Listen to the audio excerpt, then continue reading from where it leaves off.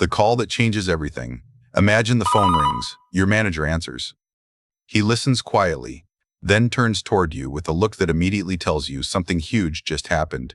You're in Formula One. One moment you are racing in Formula 2. The next moment you are about to drive the fastest race car on Earth. Most Formula One rookies come from junior categories like Formula 2, Formula 3, or driver academies run by major teams. Drivers, such as Lewis Hamilton, Charles Leclerc, and George Russell all climb through these systems. But talent alone is not enough.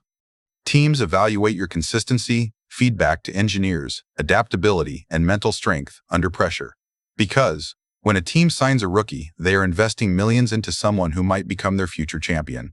And once you sign that contract, everything changes. Your rookie life in Formula One begins immediately. Rookie boot camp before you even drive. The real preparation begins.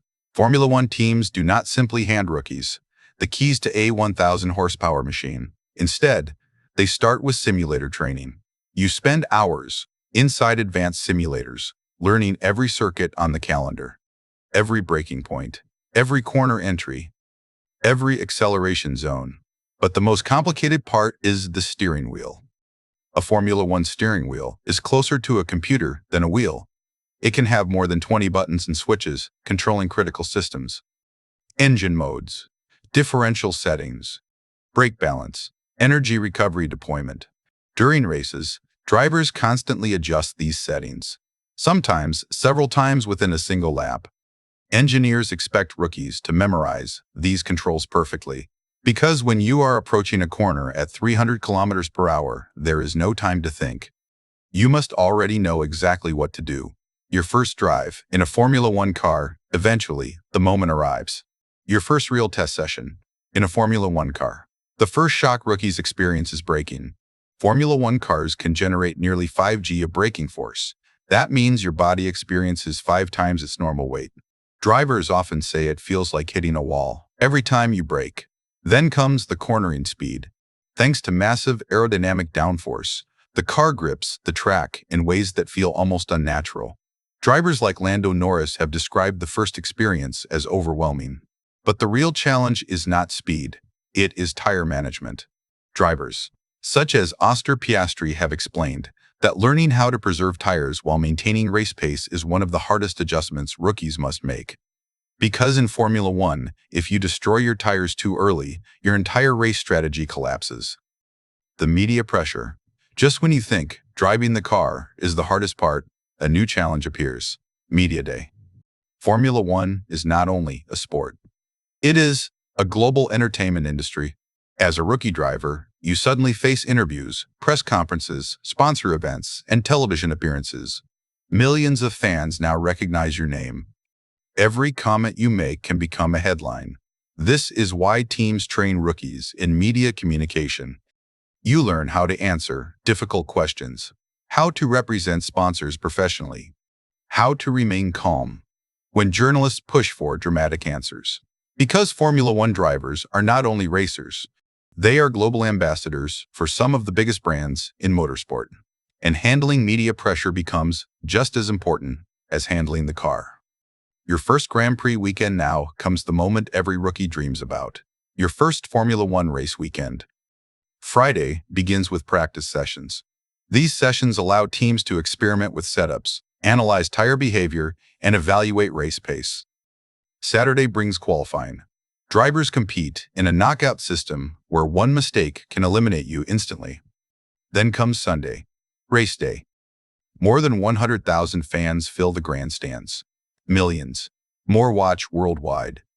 Some rookies perform immediately. In the 2007 Australian Grand Prix, rookie Lewis Hamilton finished third in his debut race. Another rookie, Yuki Tsunoda, scored points in his first Formula One race at the 2021 Bahrain Grand Prix. But for most rookies, the first race is simply about finishing. The rookie mistakes. No matter how talented you are, mistakes will happen. Rookies often push too hard during qualifying. They misjudge braking distances. They overheat their tires. Or they exceed track limits under pressure. Even radio communication becomes a challenge. Formula One drivers constantly communicate with engineers during races. Misunderstanding. A message can ruin an entire strategy. Drivers like Mick Schumacher experience difficult rookie seasons with crashes and steep learning curves. Teams analyze every mistake using detailed telemetry data. Throttle input, brake pressure, corner speed. Everything is measured. Because in Formula One, improvement must happen quickly. The teammate comparison, the real test of a rookie, is not the competition on track. It is the teammate sitting in the identical car. In Formula One, teammates share the same equipment. That means performance comparisons are brutally honest. Engineers analyze qualifying gaps, lap times, tire degradation, and race pace between teammates. In 2007, rookie Lewis Hamilton shocked the sport by matching his teammate Fernando Alonso, a two-time world champion. Years later, Charles Leclerc outperformed four-time champion Sebastian Vettel during their time together at Ferrari. In Formula One, beating your teammate is often more important than beating the entire grid, because teams judge your future based on that comparison. 8. Scoring your first points.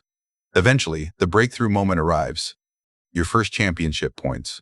Formula One awards points to the top 10 finishers in each race. Scoring points proves you can compete at the highest level. Drivers like Lando Norris built strong reputations by consistently finishing in the points during their rookie seasons. But earning points requires more than speed. You must manage tire degradation carefully. Time pit stops perfectly. Choose overtaking opportunities wisely. Because in Formula One, races are often decided by strategy rather than raw pace. The mid-season evolution. By the middle of the season, rookies begin to evolve. After 6 or 7 races, drivers understand their car much better. They learn how tires degrade over long stints. They recognize overtaking opportunities earlier. They deploy hybrid energy systems more effectively. This is when teams begin evaluating long-term potential. Some rookies fade under pressure. Others transform into future stars. Drivers like Max Verstappen demonstrated extraordinary pace early in their careers. Moments like these change how teams and fans view a rookie driver. The rookie season verdict. By the end of the season, teams analyze everything: qualifying pace, race consistency, crash damage costs, technical feedback provided to engineers. Drivers who help improve the car often secure long-term contracts. Others lose their seats after only one season. Because Formula One is brutally competitive, only 20 drivers compete on the grid. Every year, new talents wait for an opportunity, and teams cannot afford patience. Final thought. Every Formula One legend started exactly the same way, as a rookie trying to survive the fastest sport on Earth. Your rookie season defines everything. Because in Formula One, the difference between a future champion and a forgotten driver can be just 1 year.